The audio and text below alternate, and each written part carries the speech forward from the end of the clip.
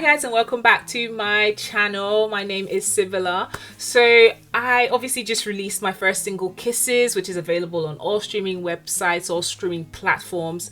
And I've gotten a lot of questions, and I did a video before on songwriting because people wanted to know when the next single was coming out. But another question that people were asking me just as soon as it came out is, when is the album coming out? When is the album coming out? And I just thought to myself, guys, do you know how much work it takes to go into an album? Are you guys gonna give me the money to pay for this album? Like, you're just like, hey, when is the album coming out? Calm down. Like, she's not signed, she is by herself, she's independent. So yeah, anyway, so I got that question a lot, and I just would respond to be like, oh yes, I'm gonna release an EP. And people just used to look at me like, what is an EP? Like, what is an EP? And I was just like, okay. So I thought to myself, you know what? A lot of people probably don't know the difference between an EP and an album. So I'm going to come here today and I'm going to break that down for you. And hopefully you guys leave with a little bit more knowledge on the difference between an EP and an album.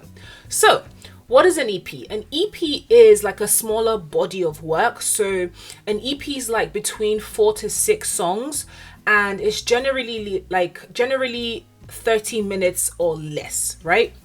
So it kind of allows the artist to like release different types of singles, different types of genres, different styles, different sounds, and it kind of gives you a bit more flexibility to kind of just go for it, right? Test out different sounds on your audience and see what they like, and see what you like, see what you're good at. So an EP is more flexible in design. For example, you've released 4 different singles and you just kind of put all of those together on an EP, and your fans and your listeners can go and listen to this EP and all the songs that you've released are on there, right? Whereas an album is a much longer body of work. An album is over 30 minutes long, right? So it's like a long play, like it's a long listen. And an album is kind of from about 7-8 songs and above, so it's kind of taking you between 30 minutes to an hour of listening. And with an album, it's more of like a cohesive body of work. It's kind of follows like some sort of theme or storyline,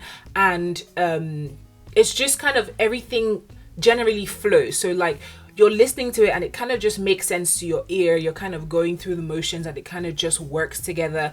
Everything kind of follows a theme, or like the genre of music might change, but it will kind of change gradually, but the storyline kind of keeps the same tempo, same vibe. What a lot of people do is that they release the EP, right, which is a bunch of songs, and they kind of test it out to see what the audience like, what are they kind of vibing to, and they can kind of gear the album towards a specific sound or a specific storyline.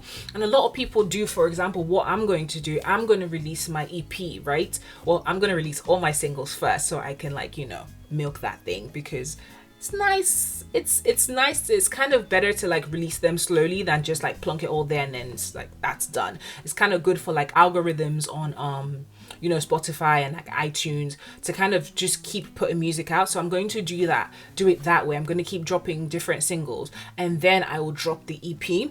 And then right now I'm working on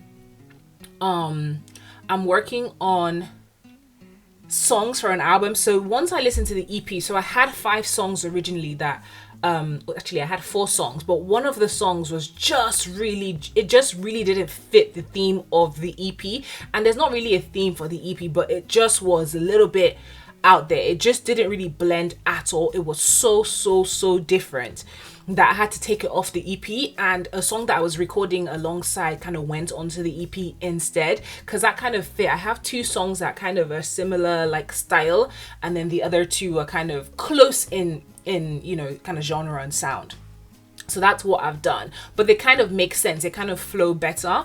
So this song that I kind of took off the EP, that song will probably be on the album, but I'm planning once I kind of laid out the songs and put them in order, I realized that there could be a theme here, there could be a storyline. And what I started doing was going back to my song book and starting to pull songs that kind of could tell a story, like started to pull songs and then finish songs in a way that would kind of help a storyline, to help a theme of an album. So obviously I am kind of working on my album at the moment, so I'm going to insert all the songs that are in the EP, or maybe not all, it depends. I don't know what it will be like at the end, but an EP can turn into an album. An EP, songs on an EP can be put onto an album, and that's kind of what I think I'm going to do.